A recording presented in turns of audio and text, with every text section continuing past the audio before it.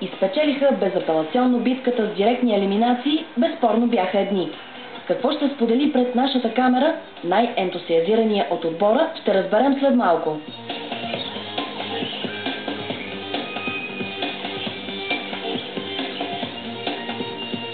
Трудно ли беше?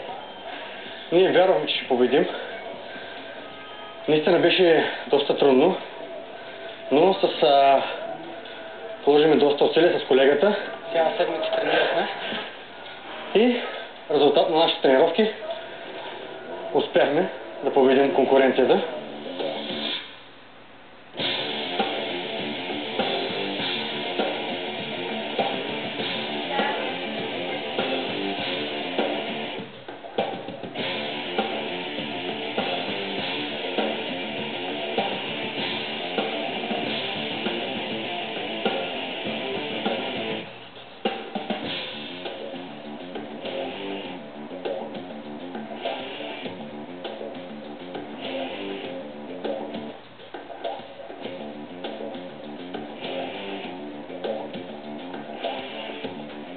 Шестият национален събор на Volkswagen определено ще се запомни като един неповторим уикенд за всички фенове. Клуб на привържениците на Volkswagen в България сбъдна желанието на почитателите на марката да изпробват своите автомобили на пистата, като не пропусна да награди и най-добрите от тях. Всички желаящи използваха възможността, предоставена от клуб на привържениците на Volkswagen в България, и демонстрираха отлични умения и техника, които публиката оцени подобаващо.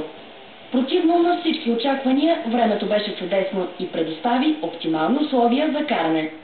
Организаторите се раздадоха до край, за да създадат приятна атмосфера и настроение у почитателите на марката, защото това мероприятие се организира именно за феновете.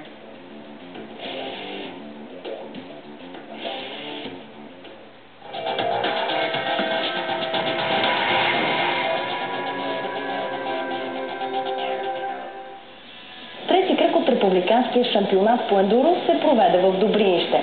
Участие взеха състезатели от България и Гърция. Особено съм щастлива, че сред тях съм и аз. Така моето първо участие в ендуро шампионата